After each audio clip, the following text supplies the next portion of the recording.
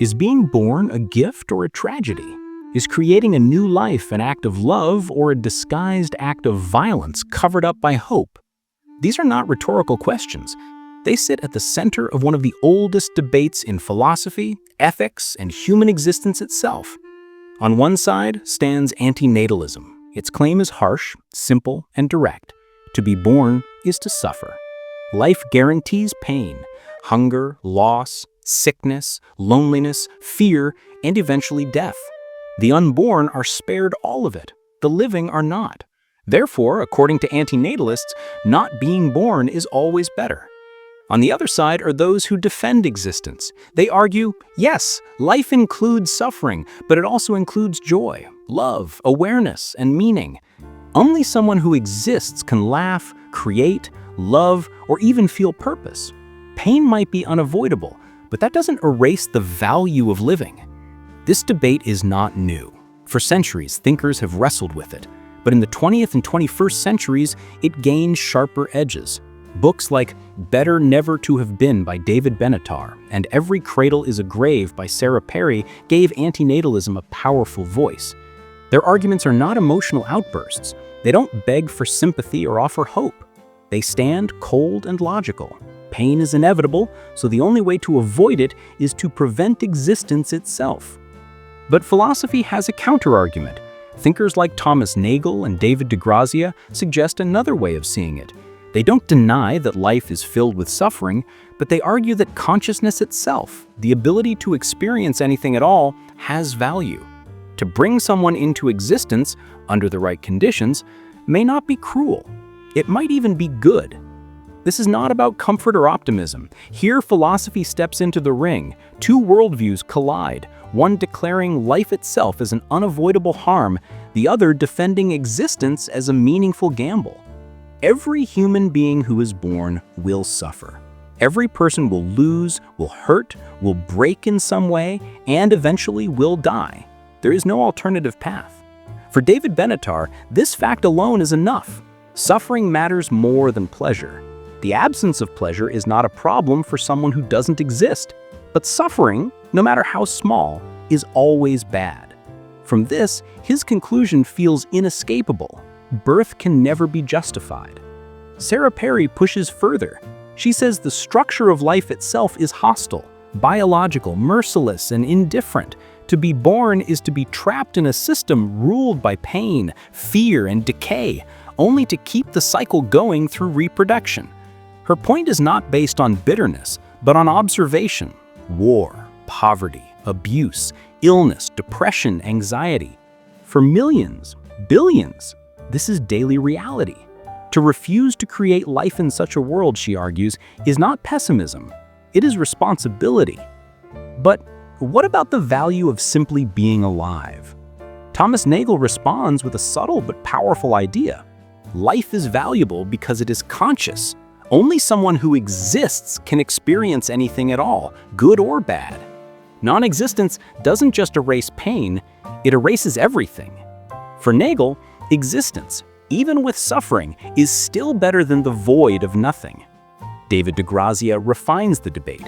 He calls birth a gamble, a moral gamble. If the conditions of life are likely to be good, then bringing someone into existence is not just acceptable, but potentially moral. In his view, refusing birth based only on the inevitability of suffering is too absolute. It ignores that life is made of complex, unmeasurable values. Yes, there is pain, but there is also love, joy, art, discovery, resilience, and connection. To deny birth is to deny the possibility of all of these. And here lies the paradox that cuts through the whole debate. If life is so bad, why don't antinatalists simply end their own? If non-existence is better, why do they cling to life themselves? This is not a cheap trick question. It exposes the strange reality. Humans, even in despair, continue. They reproduce even knowing the world's cruelty. And many, despite everything, end up grateful to be alive. The goal here is not to hand you a conclusion, but to lay out the strongest arguments from both sides. On one side, the brutal logic, to live is to be condemned. On the other, the complex defense that life, despite everything, can still be worth it. Consider this. The very first cry of a newborn is the sound of pain entering existence. A body is forced into the world without consent. A nervous system begins to feel, to react, and sooner or later, that body will break. This is the foundation of modern antinatalism, not rebellion, not despair, but an ethical thesis. David Benatar's central argument, known as the asymmetry of pain and pleasure, goes like this. The absence of pain is always good, even if there's no one to benefit from it. The absence of pleasure is not bad unless there is someone to miss it. In practice, that means creating life always guarantees suffering. Not creating life avoids it. Since pleasure isn't necessary for the non-existent, the conclusion follows: it is always better never to be born. This is not just abstract theory. It echoes in real-world situations. Children born into war zones, people living with incurable illnesses, parents having kids out of social pressure, not because they are ready to love and care for them. Antinatalism insists if existence guarantees suffering and no one chooses it beforehand, then creating life is an unethical risk. But this reasoning, as elegant as it is, raises a sharp objection. Does suffering erase all possible value? This is where Nagel pushes back. He reminds us, yes, life contains pain, but it is also the only condition in which joy, creativity, love, and freedom can exist. Non-existence doesn't just erase pain, it erases everything. For Nagel, existence, even with suffering, is still better than the void of nothing. David DeGrazia refines the debate. He calls birth a gamble, a moral gamble. If the conditions of life are likely to be good, then bringing someone into existence is not just acceptable, but potentially moral. In his view, refusing birth based only on the inevitability of suffering is too absolute. It ignores that life is made of complex, unmeasurable values. Yes, there is pain, but there is also love, joy, art, discovery, resilience, and connection. To deny birth is to deny the possibility of all of these. And here lies the paradox that cuts through the whole debate.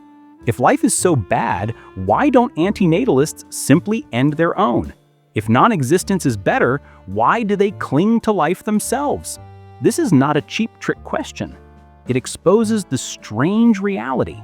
Humans, even in despair, continue. They reproduce even knowing the world's cruelty, and many, despite everything, end up grateful to be alive. Life is not just a question of philosophy, but of reality that unfolds in every corner of existence. To argue about antinatalism is not to drift in abstractions, it is to look directly at how people live, suffer, and make choices. The world itself becomes evidence. Look at the sheer scale of human misery: children starving, people enslaved, wars without end, diseases that tear bodies apart, natural disasters that erase entire lives in moments. Each generation inherits a world already broken, already marked by pain. Antinatalism points to these facts and says, this is not an accident, this is the rule. Existence is not a neutral stage where good and bad play equally. It is a machine that guarantees suffering from the moment consciousness begins until the moment it shuts down. That is why David Benatar insists, the harm of being born is not rare, it is universal. No matter where, no matter when, life brings with it unavoidable damage. Some will argue that suffering makes us stronger, that hardship builds resilience. But antinatalists respond, at what cost? The fact that some people survive does not erase the suffering of those who did not.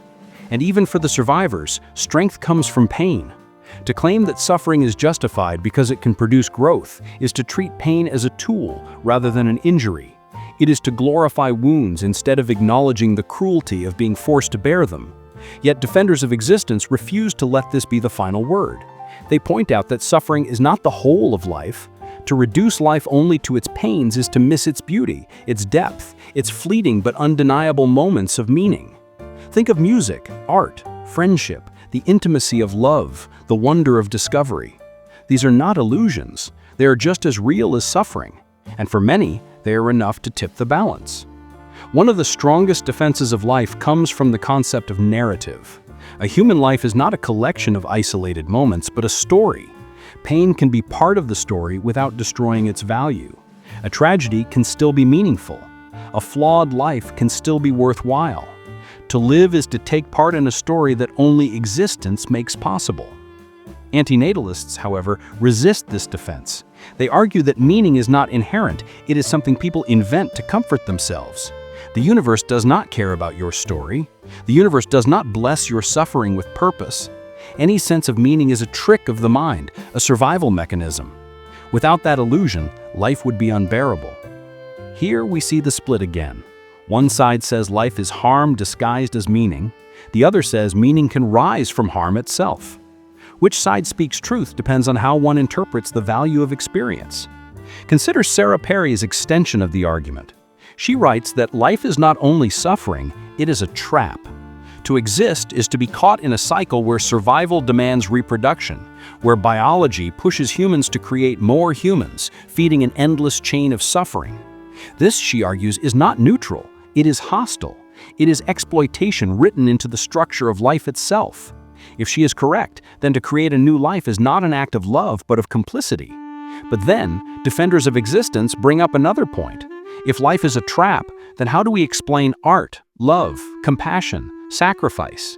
If biology is purely hostile, why are humans capable of transcending it, of choosing kindness, of creating beauty that has no survival value?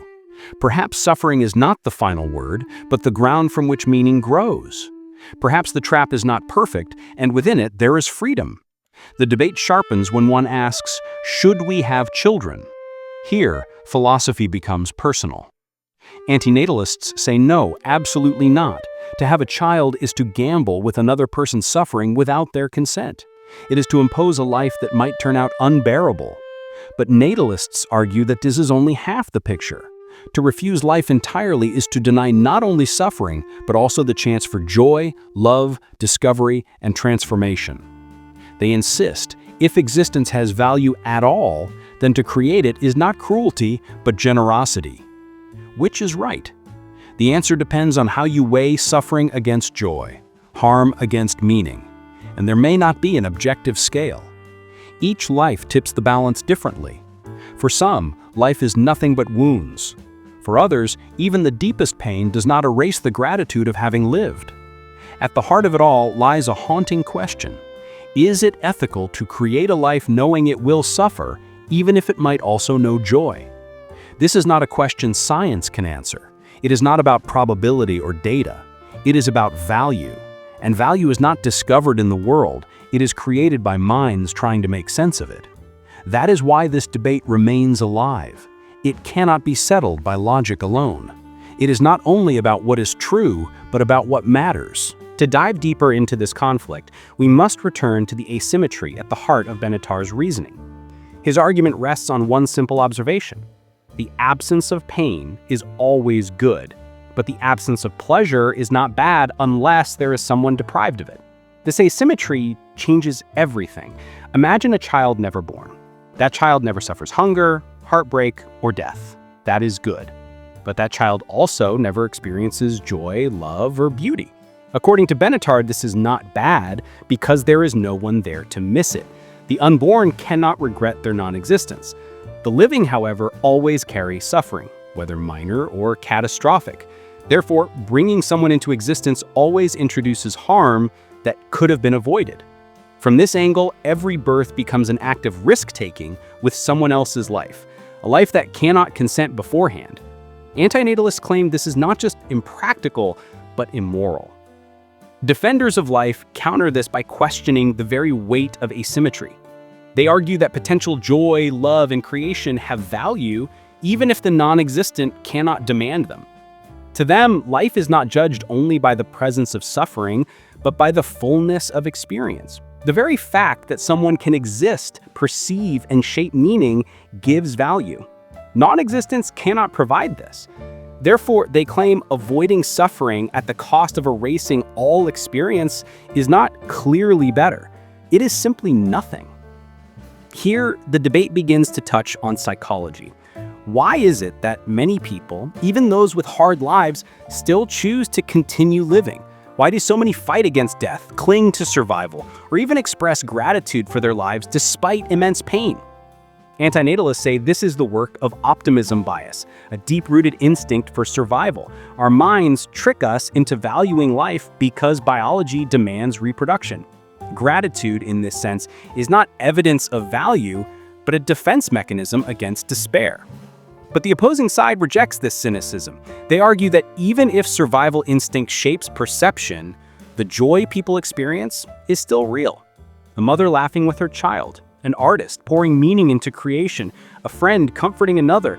These moments are not illusions, even if survival plays a role. To deny them because they are partly shaped by biology is to reduce human experience to machinery, stripping it of its meaning. And meaning, they insist, cannot be reduced so easily. One of the sharpest tensions arises when discussing suicide. If life is always worse than non-existence, why do most antinatalists not end their own lives? Benatar answers with care. He distinguishes between never being born and choosing to die. Never being born spares suffering entirely. Suicide, however, comes only after suffering has already begun. Life may still contain goods that make it worth continuing, even if, in principle, not being born would have been better. For him, the harm is in the beginning itself, not necessarily in every moment of continuation. This distinction is crucial, but it also reveals the difficulty of the position. Defenders of life seize upon it. If existence can still be worth continuing once begun, does that not mean it has value? If the living often find reasons to endure and even to celebrate, then perhaps life's worth is revealed only through being lived. The unborn cannot weigh the scales, but the living can, and many conclude it was worth it. So the divide grows sharper.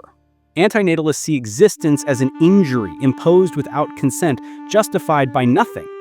Defenders see it as a chance, uncertain, risky, but one that can give rise to meaning, connection, and love. Both sides admit suffering. Both sides admit joy. But where one sees harm that invalidates life, the other sees possibility that redeems it. This brings us to a haunting conclusion. The truth may not exist in universal terms. The value of life might not be objective at all, but relative to the one who lives it. To some, existence is unbearable. To others, it is a miracle. To force one verdict over all humanity may be impossible, and yet the question remains, when deciding to bring a new life into the world, whose verdict matters? The unborn, who cannot speak, or the living, who insist it is worth it? Every choice to create a life carries this weight of uncertainty. No philosophy can tell us with certainty what a new existence will face, how it will suffer, or how it will flourish. The antinatalist sees this uncertainty as reason enough to abstain. Sarah Perry calls birth a unilateral act imposed on another being, a moral gamble without consent. To her, the safest, most ethical choice is not to create life at all. Avoiding creation guarantees no suffering.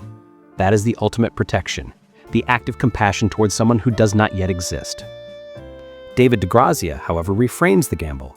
Creation is always a risk, he agrees, but some risks are morally permissible if they are informed and responsible.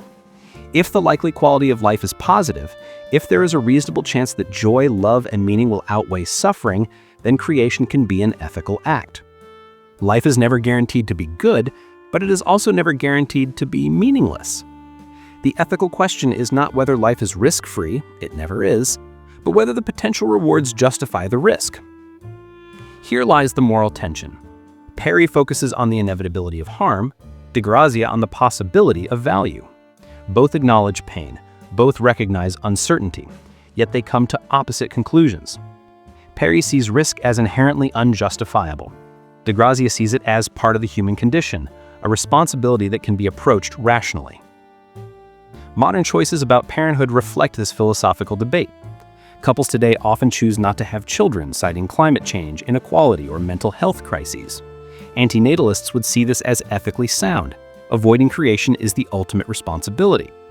But DeGrazia would caution against seeing abstention as purely moral. Every refusal also prevents the possibility of joy, growth, love, and human flourishing. To deny creation is also to deny potential value. This is why the question of birth cannot be resolved by logic alone. It is ethical, existential, and intensely personal.